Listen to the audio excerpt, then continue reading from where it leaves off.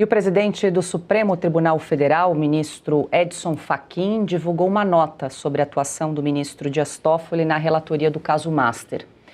Fachin sustentou que a conduta do relator nas investigações ocorreu de forma regular. Num outro trecho, Fachin destacou o seguinte: a Corte Constitucional Brasileira se pauta pela guarda da Constituição, pelo devido processo legal, pelo contraditório e pela ampla defesa, cumprindo respeitar os campos de atribuições do Ministério Público e da Polícia Federal. Fecha aspas. E aí, Piotr, eu gostaria de ouvi-lo sobre essa nota, mas queria destacar mais um trecho que chamou bastante atenção. Não sei se nós temos, antes do Gilmar Mendes, ainda sobre a nota oficial do presidente do Supremo, o ministro Edson Fachin, quando ele diz o seguinte, em determinado trecho: é induvidoso que todos se submetem à lei, inclusive a própria Corte Constitucional. Nada obstante, é preciso afirmar com clareza: o Supremo Tribunal Federal não se curva a ameaças ou intimidações. Quem tenta desmoralizar o STF para corroer sua autoridade a fim de provocar o caos e a diluição institucional está atacando o próprio coração da democracia constitucional e o Estado de Direito. O Supremo age por mandato constitucional e nenhuma pressão política, corporativa ou midiática pode revogar esse papel. Defender o STF é defender as regras do jogo democrático e evitar que a força bruta substitua o direito. A crítica é legítima e mesmo necessária. Não obstante, a história é implacável com aqueles que tentam destruir instituições para proteger interesses escusos ou projetos de poder. E o STF não permitirá que isso aconteça. Ministro Fachin,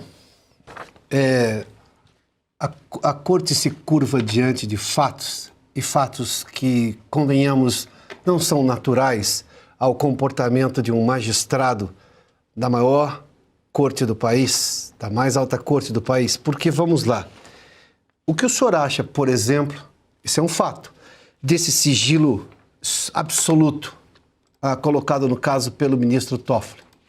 Vimos agora a opinião do jurista Manuel Gonçalves.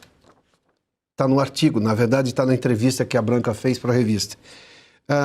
Ministro Fachin, o que o senhor acha de um juiz da Suprema Corte, a quem, obviamente, de quem se espera notável saber jurídico, que ele determine uma cariação entre um órgão regulador e um denunciante, ou o acusado?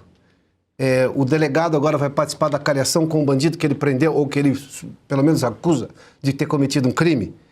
Aliás, uma cariação determinada, imagina só, olha a coisa estranha, antes de se ter depoimentos formais divergentes. Como é que se faz uma cariação? Agora, só do ponto de vista semântico, como é que se conduz uma cariação se você não tem formalizado depoimentos ali, a justiça, né? Digamos, formais, que sejam divergentes. O que ministro Fachin, o senhor considera, ou o que o senhor pensa, da viagem no jatinho com o advogado do ministro que está cuidando do caso? O advogado que está no caso, o ministro que cuida do caso com esse sigilo absoluto, em que no começo nem as partes tinham acesso. Aliás, que sigilo é esse que as partes não têm acesso? Eu conheço sigilo que a sociedade não sabe. Eu conheço sigilo que a imprensa não tem acesso, mas sigilo que as partes não têm acesso, desconheço. Mas o ministro Toffoli conhece, só ele, talvez. Eu suponho que o senhor também não conheça.